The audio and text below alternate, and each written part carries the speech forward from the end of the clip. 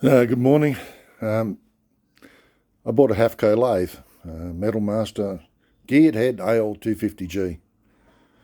When I ordered it, I said don't deliver it on Wednesday, so 3 weeks later on a Wednesday it arrived and dumped in my driveway because I was on a cruise in Brisbane, so I wasn't home. I knew I wasn't going to be home on a Wednesday, but oh well. To get it around the back, I built a gantry. The top silver bit I bought from the dump for $40. And the bottom bit I had to extend and put casters on it. The black bits are bed frames. So that worked all right to pick it up with. I was going to put it on my four-wheel trolley, but that didn't work. It kept trying to fall off. Then I was going to use those flat dollies on the floor, and that didn't work either. And eventually I went downtown and borrowed a pallet lifter. That worked, and I towed the pallet lifter around the backyard with my electric lawnmower. So that worked out real well. And I dragged it up into the ramp, into the garage, into my workshop here, right up into the corner, and then tried to work out how to back my lawnmower out of the shed while the lathe was in the road.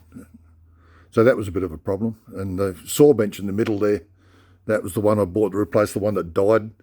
Died after 25 years. Can't believe it, could you? Anyway, the saw bench, it's over there. The lathe sitting here comes in multiple pieces. The stand that it sits on was a bonus pack thing, what do you call it? Special package. So it comes in left shelf, right shelf, and the middle bit. And then you go to put the drip tray on top, it doesn't fit. You've got to pre-drill it yourself to match. And that was all right. I managed to do that. I've got drills. So then I tried to put the lathe on top of the drip tray, and the holes in the cast iron base of the lathe don't fit the drip tray or the bench, because the holes in the base of the cast iron were about 10 mil and the bolts they give you are 13.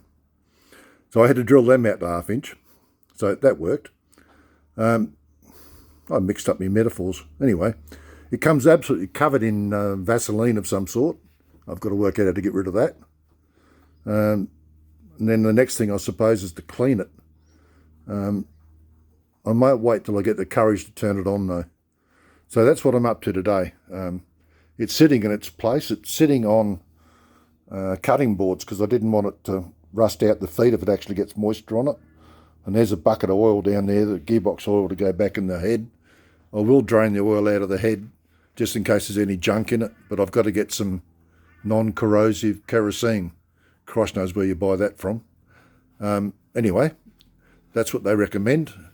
So the next thing is to get the Brave pills up and we'll learn how to use it again, because it's been the odd 50 years since I touched one with any sort of regularity. And the last time I actually touched one at all was 28 years ago at 5 Base, when I made myself some foreign order items in the lathe workshop. So that was the last time I've really done it. So I've got to teach myself all about a lathe again. And that's going to pass some time while I've retired.